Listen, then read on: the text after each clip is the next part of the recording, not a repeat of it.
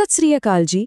ਕਦੇ ਸੋਚਿਆ ਹੈ ਕਿ ਇੱਕ ਮਹਾਨ ਰੂਹਾਨੀ ਗੁਰੂ ਜਿਹੜੇ ਸ਼ਾਂਤੀ ਦਾ ਸੁਨੇਹਾ ਦਿੰਦੇ ਨੇ, ਉਹਨਾਂ ਦੀ ਕਲਮ 'ਚੋਂ ਇੱਕ ਇਹੋ ਜਿਹੀ ਜੰਗੀ ਕਵਿਤਾ ਨਿਕਲ ਸਕਦੀ ਹੈ ਜਿਹੜੀ ਯੁੱਧ ਦੇ ਮੈਦਾਨ ਨੂੰ ਅੱਖਾਂ ਸਾਹਮਣੇ ਜ਼ਿੰਦਾ ਕਰ ਦੇਵੇ। ਅੱਜ ਆਪਾਂ ਗੁਰੂ ਗੋਬਿੰਦ ਸਿੰਘ ਜੀ ਦੀ ਇਸੇ ਸ਼ਾਹਕਾਰ ਰਚਨਾ ਚੰਡੀ ਦੀ ਵਾਰ ਦੇ ਪਿੱਛੇ ਦੀ ਕਹਾਣੀ ਨੂੰ ਸਮਝਣ ਦੀ ਕੋਸ਼ਿਸ਼ ਕਰਾਂਗੇ। ਹਾਂ, ਤੇ ਸਵਾਲ ਤਾਂ ਇਹੀ ਹੈ, ਇੱਕ ਰੂਹਾਨੀ ਆਗੂ ਜਿਨ੍ਹਾਂ ਦਾ ਸੰਦੇਸ਼ ਤਾਂ ਸ਼ਾਂਤੀ ਦਾ ਹੈ, ਰੱਬ ਨਾਲ ਜੁੜਨ ਦਾ ਹੈ, ਉਹ ਭਲਾ ਤਲਵਾਰਾਂ ਦੀ ਟਨਕਾਰ ਤੇ ਯੁੱਧ ਦੀ ਗੱਲ ਕਿਉਂ ਕਰਨਗੇ? ਇਹ ਸਿਰਫ ਇੱਕ ਕਵਿਤਾ ਨਹੀਂ, ਇੱਕ ਬੁਝਾਰਤ ਹੈ, ਤੇ ਚਲੋ ਅੱਜ ਆਪਾਂ ਇਸ ਬੁਝਾਰਤ ਦੇ ਜਵਾਬ ਲੱਭਦੇ ਹਾਂ। ਤਾਂ ਫਿਰ ਇਸ ਸਫ਼ਰ ਤੇ ਆਪਾਂ ਕਿਵੇਂ ਚੱਲਾਂਗੇ? ਸਭ ਤੋਂ ਪਹਿਲਾਂ ਗੱਲ ਕਰਾਂਗੇ ਖੁਦ ਗੁਰੂ ਸਾਹਿਬ ਦੀ, ਉਹ ਕਵੀ ਯੋਧਾ।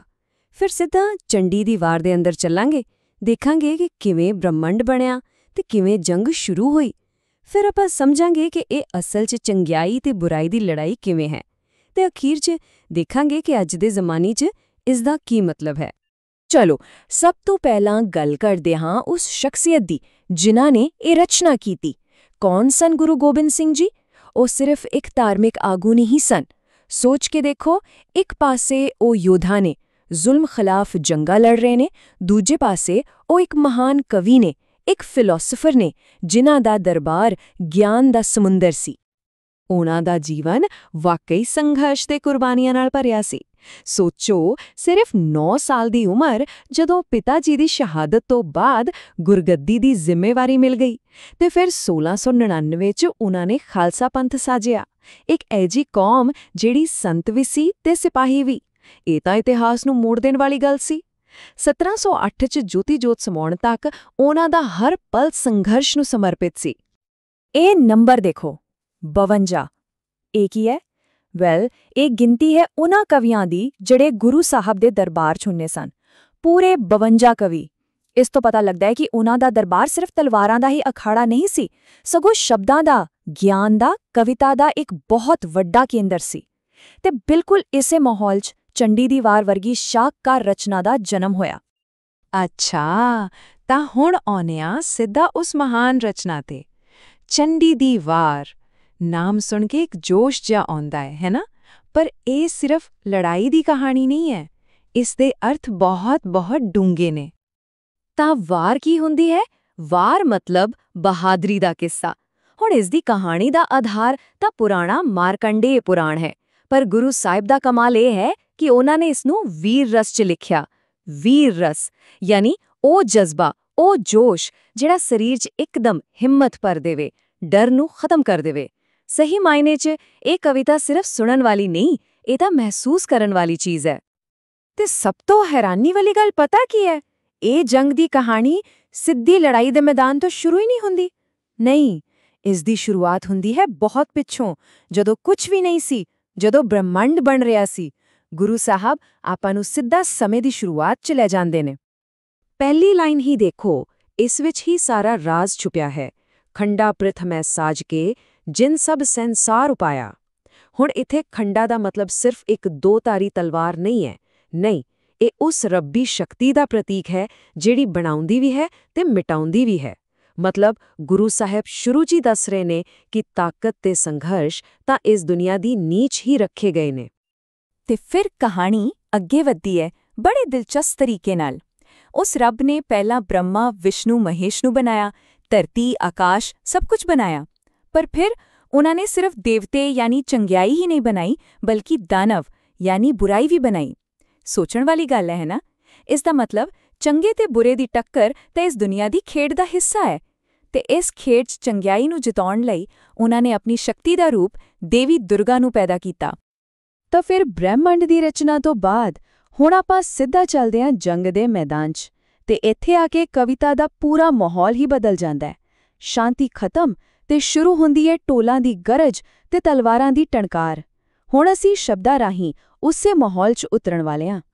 ਬਸ 2 ਸ਼ਬਦ, ਜੰਗ ਮੁਸਾਫਾ ਬਾਜਿਆ, ਮਤਲਬ ਐਲਾਨ ਹੋ ਗਿਆ ਜੰਗ ਦਾ। ਨਗਾਰੇ ਵੱਜ ਪਏ ਨੇ, ਦੋਵੇਂ ਪਾਸੇ ਫੌਜਾਂ ਤਿਆਰ ਬਰ ਤਿਆਰ ਖੜੀਆਂ ਨੇ।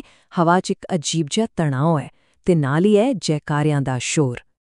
ਇੱਕ ਪਾਸੇ ਮਹਿਖਾਸੁਰ ਤੇ ਉਹਦੀ ਦੈਂਤਾ ਦੀ ਫੌਜ ਹੰਕਾਰ ਨਾਲ ਭਰੀ ਹੋਈ, ਦੂਜੇ ਪਾਸੇ ਨੇ ਦੇਵਤੇ ਤੇ ਉਹਨਾਂ ਦੀ ਅਗਵਾਈ ਕਰ ਰਹੀ ਹੈ ਖੁਦ ਦੇਵੀ ਦੁਰਗਾ, ਤੇ ਮੈਦਾਨ 'ਚ ਬਸ ਹਥਿਆਰ ਹੀ ਹਥਿਆਰ ਨੇ।